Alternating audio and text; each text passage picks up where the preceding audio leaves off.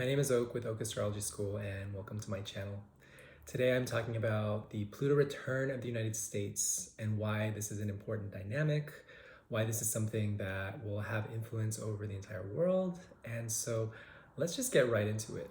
The Pluto return of the United States is not something that someone will have understanding of personally, because a Pluto cycle is 248 years. And so as the United States is 247 years old, we are in the middle of the United States Pluto return.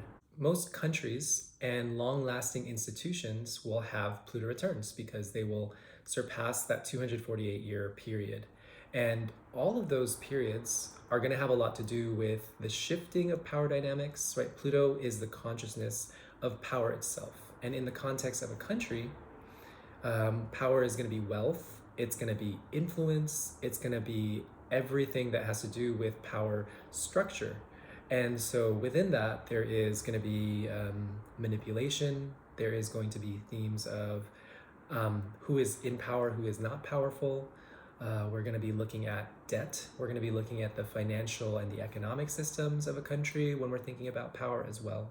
And especially in the chart of the United States, where Pluto is actually situated in the sign of Capricorn, and in the Sibley chart, which is what I use for the United States birth chart, it is in the second house. So Pluto is in the second house of wealth in the United States chart. And I think that we could see that with the mass wealth that is kind of what the US is known for, right? And anytime we're looking at power, when it comes to Pluto, we're also looking at the shadow material that comes with that power. So the United States shadow material around its wealth is slavery. It is the seed upon which the United States is built upon. The mass wealth is built upon the labor of brown and black people, primarily black people.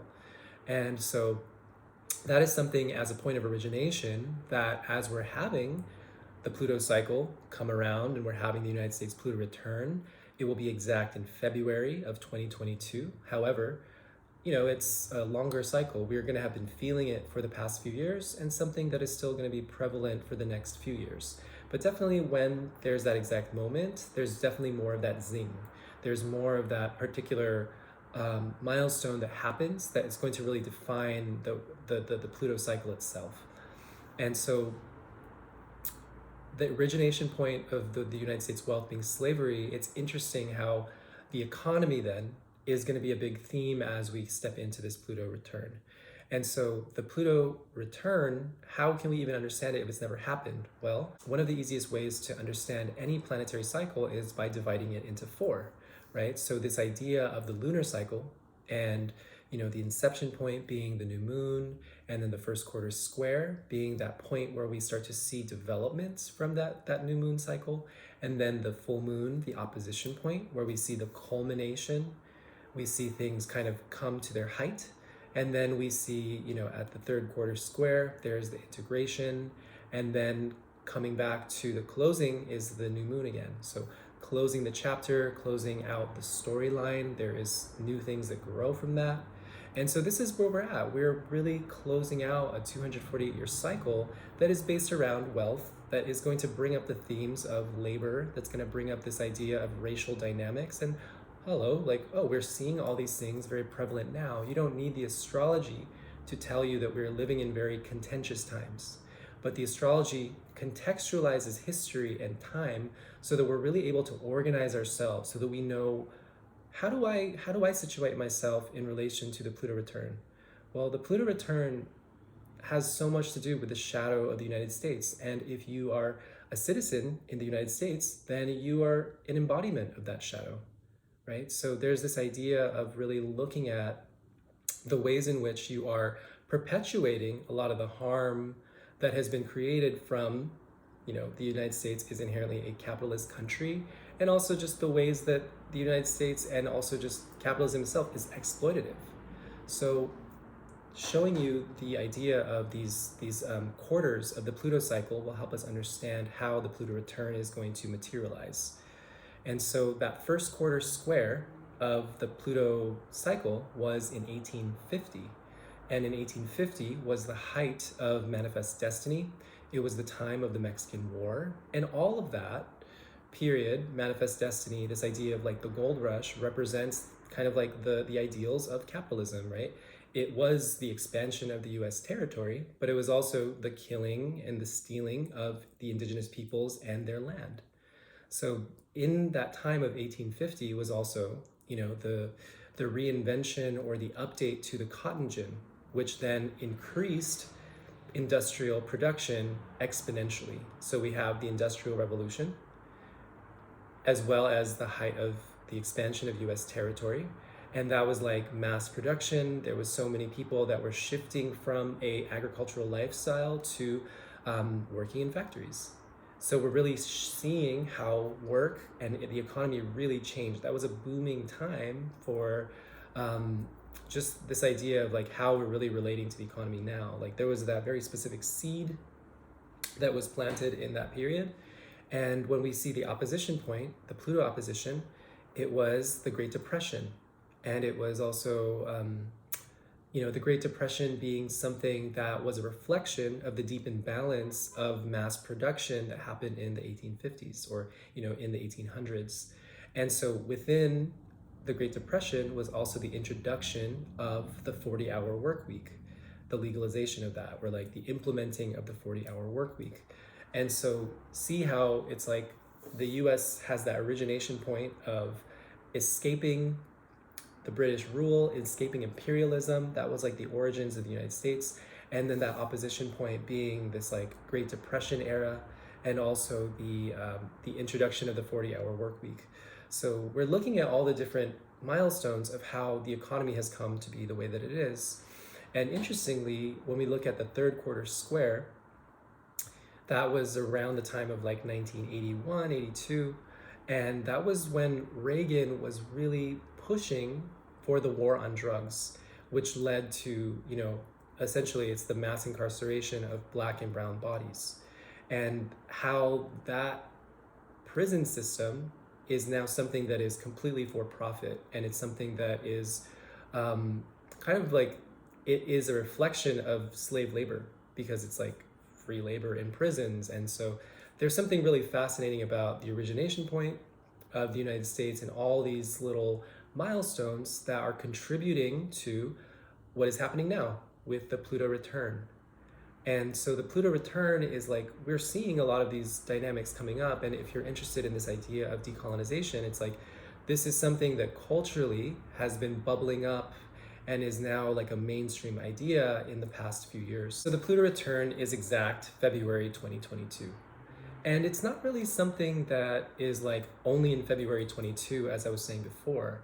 I think that, the astrology of 2020 was very much activating the Pluto of the United States chart. So we got to see a very, very strong introduction to those particular themes. We were seeing very immense disparity of wealth between the wealthy and the 1%.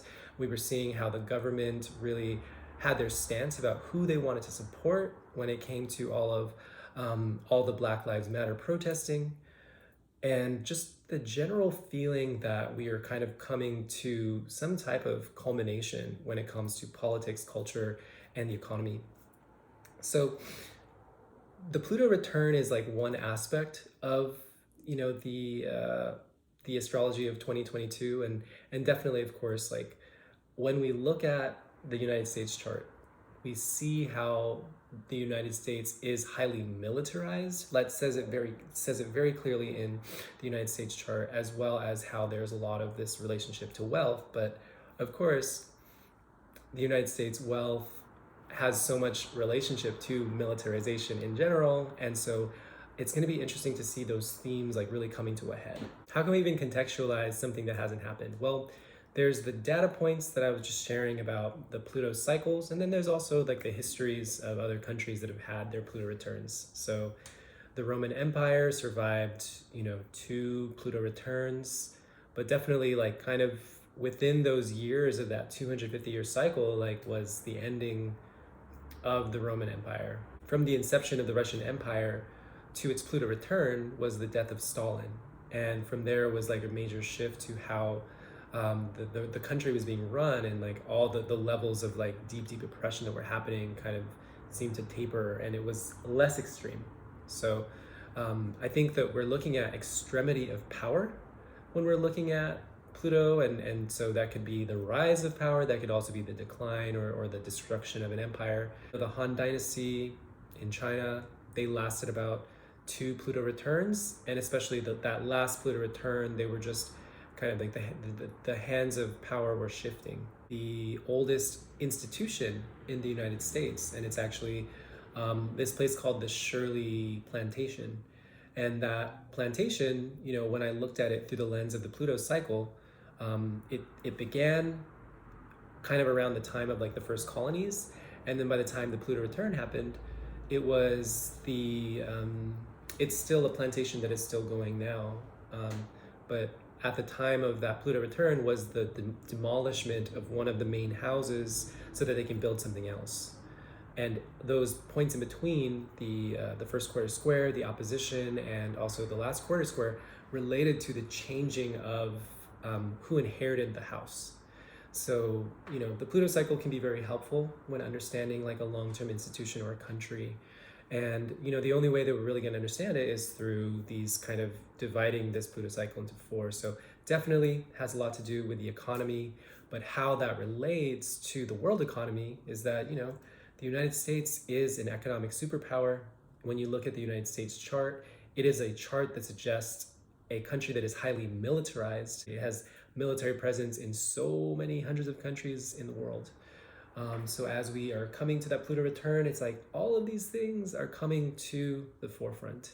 And while this is scary, it's also something that even without the astrology, you are perceiving, you are feeling, you are seeing these things. And what is our role? What is the individual role in how we can relate to this?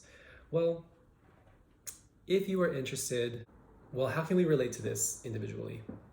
And that's a really sticky question because we can't particularly abolish an entire country's system. We're operating within capitalism. You could be the most kind-hearted person and be, giving your resources and your time to all these really impactful organizations doing the good work, but you're still making your money through a capitalist society, right? So this is something that is deeply interwoven to the fabric of our being.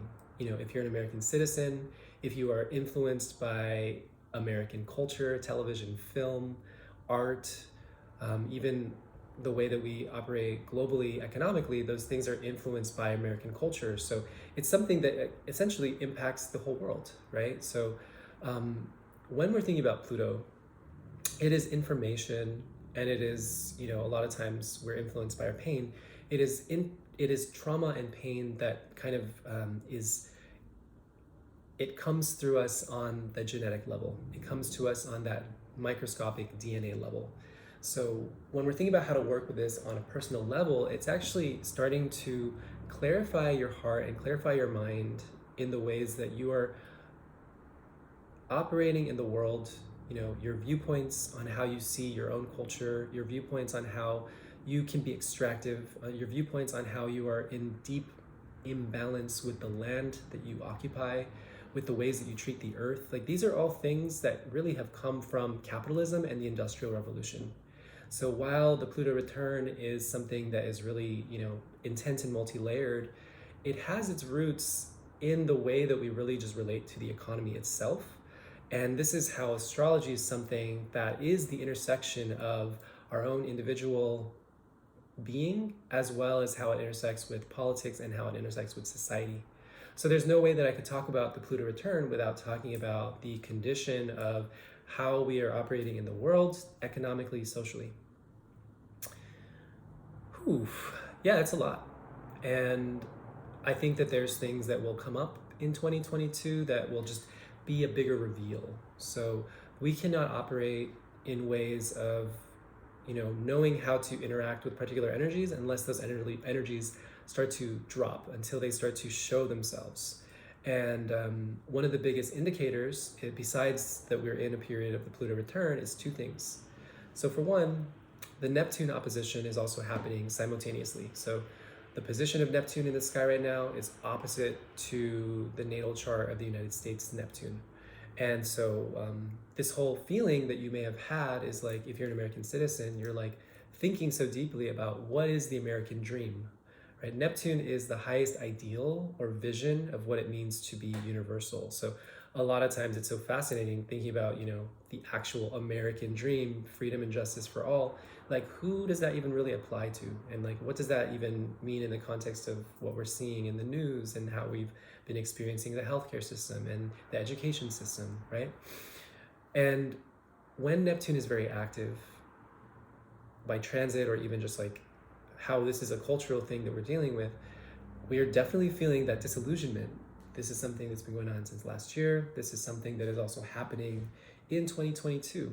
So simultaneously, as the Pluto return is happening, we're also feeling kind of like, oh my God, maybe zoning out, maybe being like, fuck it, maybe just feeling like so lost and like unable to feel like there is even a dream to begin with, right? There, like the American ideal is really something that feels so far away from us right now. And that's kind of the energy of Neptune opposed Neptune. So that's something that I really wanted to share, as well as that, the nodal axis is switching from Gemini Sag, where it's been since May of 2020. And in January, it's switching to Taurus Scorpio. And this is something that I feel is the place where we can apply our attention when we're thinking about how can I relate to the Pluto return on an individual level. The nodal polarity described where culture is shifting, where it is churning, where there is movement happening. And so as an example, from May of 2020, and so now today for me is we're in the end of November in 2021. So we're getting ready to finish up the movement of the nodes through Gemini Sag. But I have noticed the immense explosion of information on my phone. My brain has been feeling a lot more active. It's just been a very information heavy time. And with the pandemic, and also in combination with the astrology of the past year, what has happened is that there's an explosion of information, and not all of it is good, and not all of it is accurate. Not all of it is something that has a gravity of truth. Not all of it has the gravity of truth.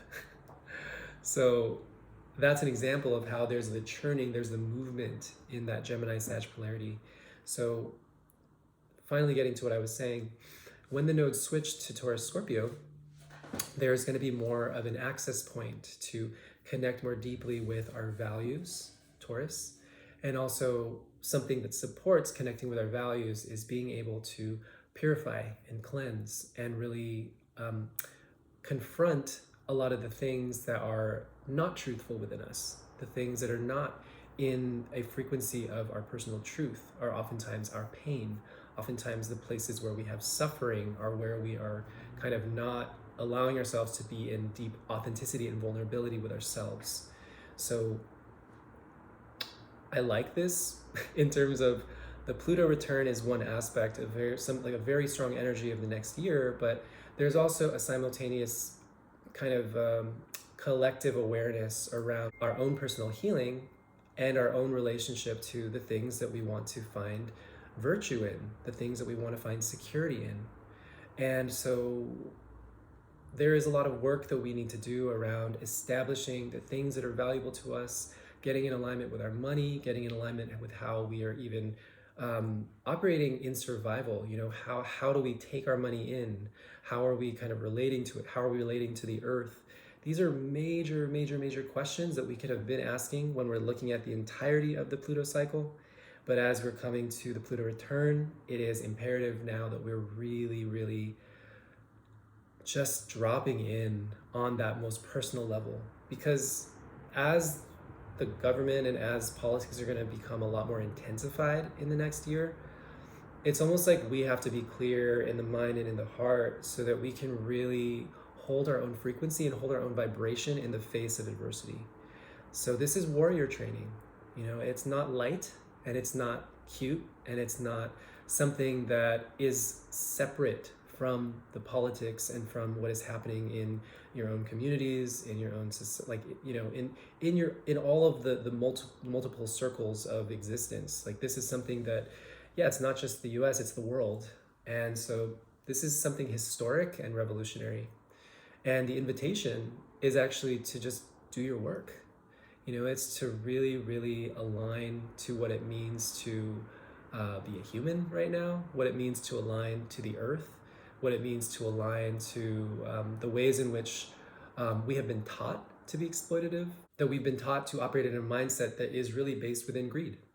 So I don't have much to say about what it's going to look like. I don't have much to say about what it is that we can do next year, but I do think that being able to start to calibrate your own sense of virtues, your own sense of who you are on that fundamental level, and how that is reflective in all the spheres of your existence, in your communities, in your society, it allows you to have just clear mind, clear heart.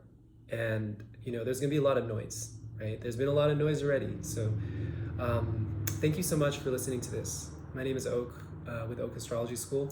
If you're interested in developing an astrological practice, if you have been really dedicated to and obsessed with astrology, I am really excited to be offering programs that really help people to learn astrology really fast. My students have learned astrology like 3 or 4 times faster than I ever learned it, because I created material that I really needed or wanted when I was studying. And so if you want to learn more about me, my website is oakastrologyschool.com. My consulting page is oakastrology.com. Be strong, be powerful, be reflective, and just be in the work. Thank you so much.